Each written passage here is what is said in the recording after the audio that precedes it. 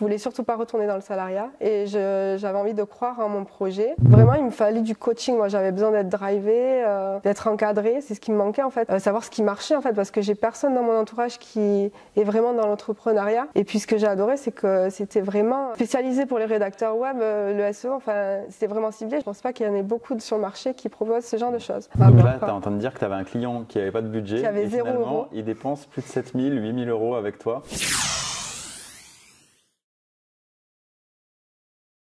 Bonjour Delphine. Bonjour Mathieu. Tu t'es lancée dans la rédaction web il y a quelques années en tant que freelance. Quelle a été la raison pour laquelle tu es allée dans ce chemin-là déjà au départ ? J'étais cadre salarié à Paris et j'avais ce rêve un petit peu de développer une activité qui me permettrait d'atteindre ma liberté financière. J'ai commencé à regarder qu'est-ce que je pouvais faire depuis chez moi parce que j'avais envie aussi de pouvoir voyager, de pouvoir avoir une liberté géographique aussi. Et donc j'ai commencé à me renseigner sur les métiers digitaux.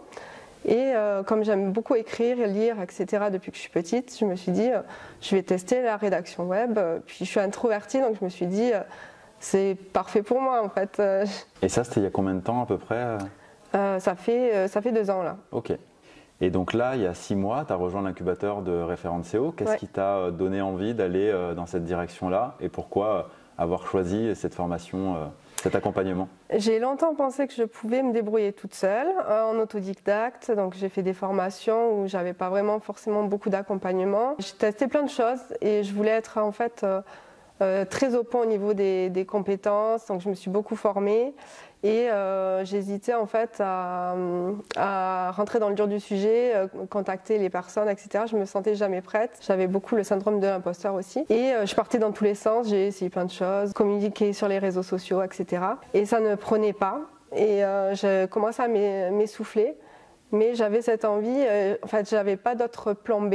Je voulais surtout pas retourner dans le salariat et j'avais envie de croire en mon projet. J'ai vu que tu proposais un accompagnement et je suis déjà passée par une première formation avec toi, c'était top. J'aimais bien ta façon de faire les choses. J'adorais Christelle et ses coachings, donc je me suis dit bon, franchement, je t'avoue que j'ai postulé, je me suis dit je vais l'aider dans son persona quoi. Au début, je pensais pas du tout le prendre. Enfin, j'étais curieuse de savoir le prix. Ok. Et qu'est-ce qui t'a décidé? Qu'est-ce qui t'a séduit finalement? C'était là plus par curiosité? Vraiment, il me fallait du coaching. Moi, j'avais besoin d'être drivée, d'être encadrée. C'est ce qui me manquait en fait, c'est avoir un plan d'action. Savoir ce qui marchait en fait, parce que j'ai personne dans mon entourage qui est vraiment dans l'entrepreneuriat, personne qui comprend ça, les difficultés, etc. Et puis ce que j'ai adoré, c'est que c'était vraiment spécialisé pour les rédacteurs web, le SEO, enfin c'était vraiment ciblé. Je me suis dit, c'est avec Mathieu et son équipe, j'ai confiance, je sais qu'ils font de la qualité, et c'est eux qui auront peut-être les plus de chances de bien m'orienter aussi au niveau du persona, parce que ils connaissent bien le domaine, ça fait... j'ai plus de 10-15 ans que tu en fais, non? Ouais, Donc je me dis, il y a quand même un petit réseau, et puis tous les entrepreneurs qui seront avec moi dans le programme, ils feront à peu près la même chose que moi. Donc je me suis dit, je pense pas qu'il y en ait beaucoup sur le marché qui proposent ce genre de choses. Mais c'est vraiment le coaching individuel qui m'a vraiment donné envie, parce que c'est vraiment ça qui me manquait, c'est avoir quelque chose de à la fois complet, et vraiment un parcours individualisé, vraiment spécifique, qui m'a vraiment intéressée, quoi. Et le fait que tu proposes des formations, mais vraiment centrées sur nos besoins, pas tout d'un bloc, trop d'informations, on ne sait plus quoi en faire et on ne sait pas comment les appliquer. Là, c'est vraiment au fil de l'eau. Donc en fait, on suit le déroulé et on n'est pas perdu dans un flot d'informations. Donc par rapport à une formation classique, finalement, c'est ce côté individuel et parcours personnalisé de formation, d'apprentissage, d'action qui t'a... C'est la méthode des petits pas en fait, ouais. Et on voit que ce que j'ai beaucoup appris dans ton accompagnement, c'est qu'en fait il faut faire de la répétition et il ne faut pas se décourager. Et puis vraiment les coachings avec tout le monde, là, de groupe avec des experts, ça, je trouve c'est vraiment stimulant et ça redonne du boost aussi au niveau moral, parce que moi c'est aussi ce qui me manquait, c'est... j'ai du mal des fois à me motiver, quoi, et j'ai des baisses de morale, et c'est vrai que c'est trop bien d'avoir cet esprit de groupe. Yes.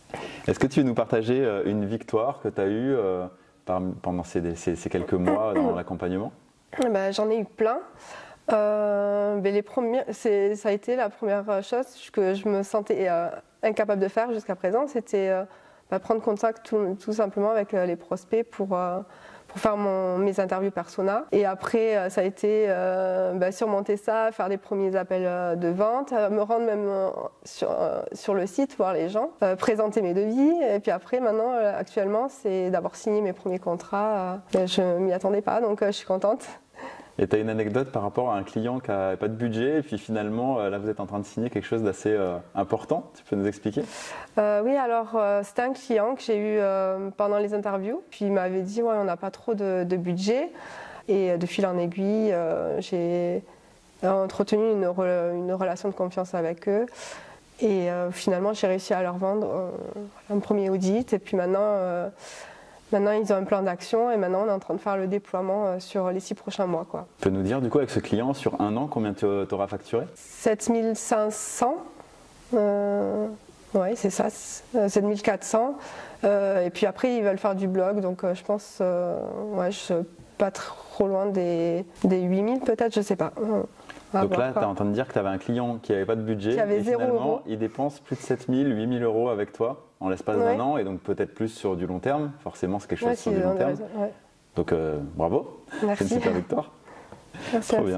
Qu'est-ce que tu conseillerais à quelqu'un, à un rédacteur web qui hésiterait à rejoindre un accompagnement référent de SEO du coup? Je conseillerais ça dépend de ce qu'ils recherchent, mais il y en a beaucoup qui auront peur, je pense, de se lancer parce que c'est un budget, mais s'ils croient en eux et qu'ils ont vraiment envie d'y arriver, de décoller, d'y aller rapidement, d'avoir les premières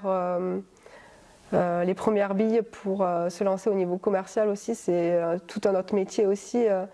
On a besoin quand même d'aide, je pense qu'il faut qu'ils foncent. Parce qu'il y a vraiment un réseau qui est là pour nous pousser, pour nous aider, et c'est dommage de ne pas saisir l'opportunité de perdre 6 mois, 1 an et de se retrouver vraiment coincé, pas pouvoir finalement aboutir sur son rêve parce que on n'a plus le temps, le chômage on n'a plus de chômage et il faut retourner à la vie de salariat. Je trouve que c'est un petit peu dommage de ne pas se donner les moyens, quoi.